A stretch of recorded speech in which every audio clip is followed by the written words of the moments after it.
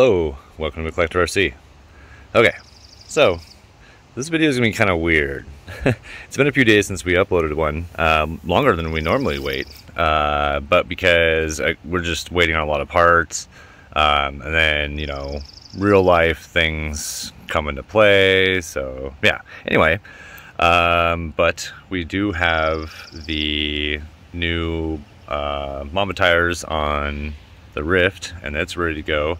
We did do a test run previously, which was going to be a video originally, but I didn't put on one of the nuts tight enough apparently, and as we were running it on a field, I got a turn and watched my wheel roll off and lost a nut, and then took a while to get a replacement one, but we have that now. This video, why it's going to be weird, it's because we're going to show a little bit of driving with the Rift, but we're going to do the driving with the Rift, this recording of the video. We're going to test out this guy. And this is your, you know, I wouldn't say, I mean, borderline hobby grade maybe, but probably not. This is the Sky Viper Journey. It's, you know, supposed to be designed to do filming. I believe it only goes at like a 480 or 470. Oh no, maybe it's a 700, 720. Anyway, it's not like the, you know, the greatest recording, whatever. It does great photos though, and it does look pretty good FPV. But it does have a follow me feature, which unfortunately follows the phone, so pretty much it would just sit here and follow us. But we may fare it away. I think I'm just gonna do recording, driving the Rift, but using this. Let's kind of test it out. So you guys will get to be our testies to see if our testers, to let us know, you know, what you think of the quality of the film and that kind of stuff. But anyway, they also have some. The other day we went out and took the crawlers and kind of had a little forest day. So there'll be a little bit of video of that. I have a piece of equipment that I would like to demonstrate and show you guys, which has been probably one of the greatest purchases I've made as far as RC relation in quite a while. So I kind of want to show that, demonstrate that.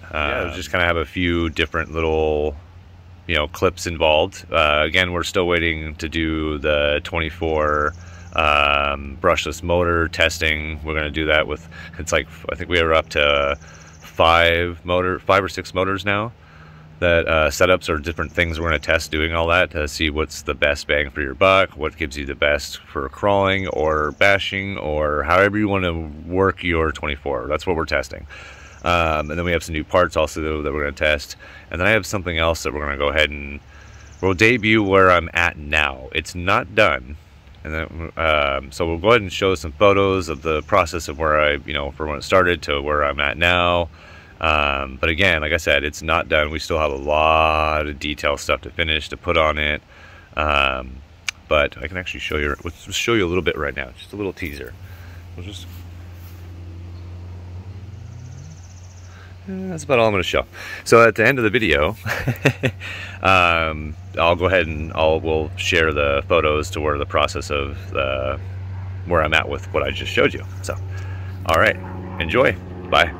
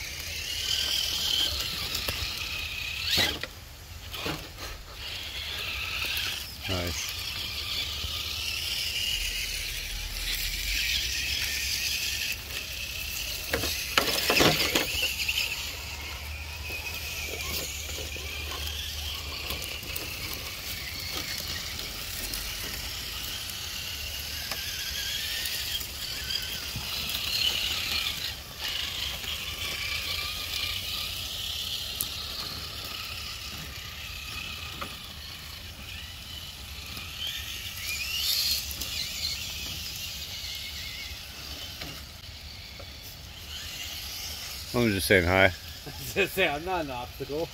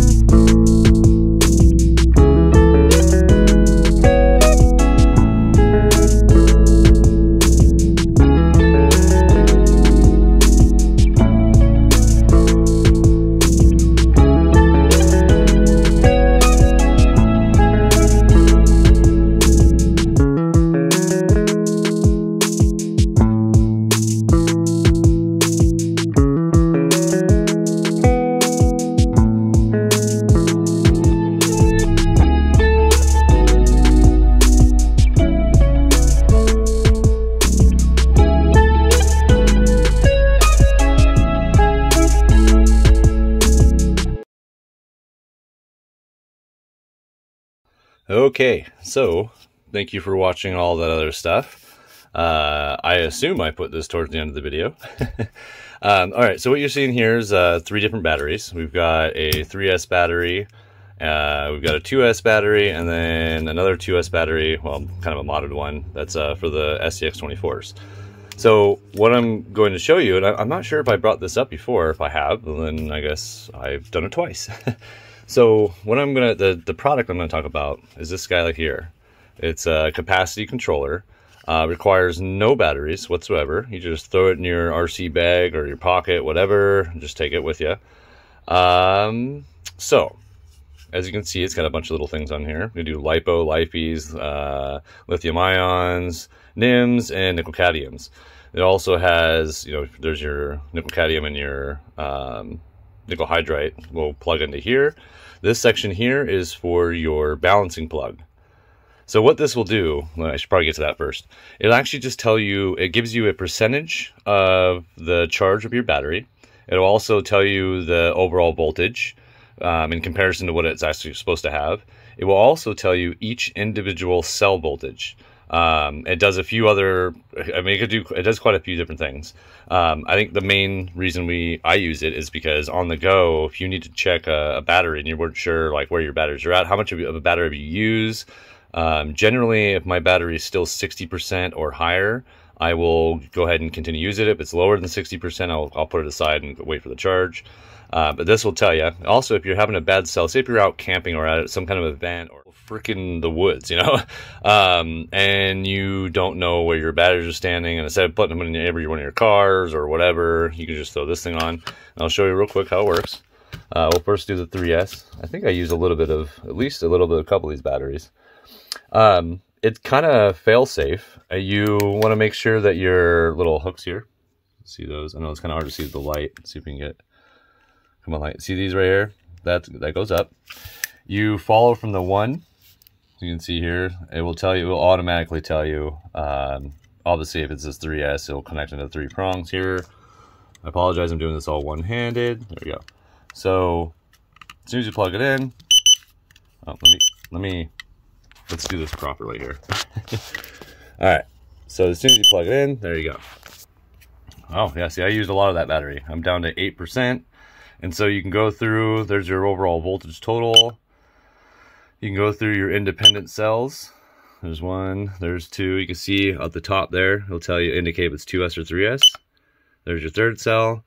So let's see, let's do that voltage again. So my first cell is running at 3.62, second 3.61. So we're doing pretty good. The balancing is pretty good. Don't need a new balance, but definitely need to charge the battery. So we'll do, that's the 3S. Go ahead and run on the 2S. So it pretty much works if you have a balance plug. And as you can see here, sorry, I gotta get close again. Like I said, one-handed. Probably just close there. There we go. See, goes into the 2 spot. All right, so we're at 97% on this one. Overall total right now is at 8.351 volts. Cell 1 is at 4.18. Cell 2, 4.17. So pretty good at balance there. So the battery's good. This is actually more difficult than I thought, one-handed. There we go. And then even for you 24 fans, those of you that are, I would say out of the hobby, don't take offense to this, guys, okay? I was there too. We all started in some way. It seems to me that a lot of the 24 only RCers are really green in the hobby. And I would say on average, probably the most green to the overall RC hobby. It's a great price point to get into it. It's a scale 1/24th vehicle. It's an awesome vehicle, especially depending on which ones you do. It's fully upgradable. There's everything you can imagine. You can do everything you want with these things.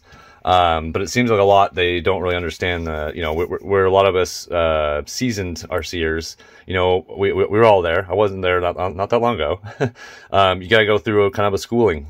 You learn about your batteries, your lipos, you learn about voltage. You're going to learn about robotics. You're going to learn about electricity. You're going to learn capacitance. You're going to learn about all that stuff. And I think a lot of the 24 guys aren't, on average, aren't there yet. So this is a great tool for you 24 guys that are going, guys and gals, by the way. I apologize. People, 24 people. Anyway, this is a great gadget to have if you are very concerned about your lipos. Remember, these things are basically like having TNT. You got to treat them like they're sensitive, and they are little bombs. So you got to be really careful about that. If you're not going to use your lipos, yes, and even in these tiny little 24 batteries, and this is a obviously upgraded battery, you have to, if you're not going to use them for a certain amount of time, you've got to put them, basically got to put them to sleep. You need to balance charge them. You need to protect their cells through their life. If you have a swollen pack, you need to get rid of that. That's a danger. If you're putting it into like storage mode, you know, that's the thing. If you're not going to use certain batteries, specifically lipos, if you're not going to use them for a long period of time, you need to put them in storage mode. You have to. You can't just throw them away. I mean, that's how garages burn down. That's how houses burn down. So you got to be careful with these guys. Anyway, so let's test this one out real quick. It does have a balance charge. It's 2S. And we are sitting at 90% on that one with 4.1 on one, 4.1 on the other. So now you do have different modes here. So we can go back to the cell. So you can do like a max minimum for lipo.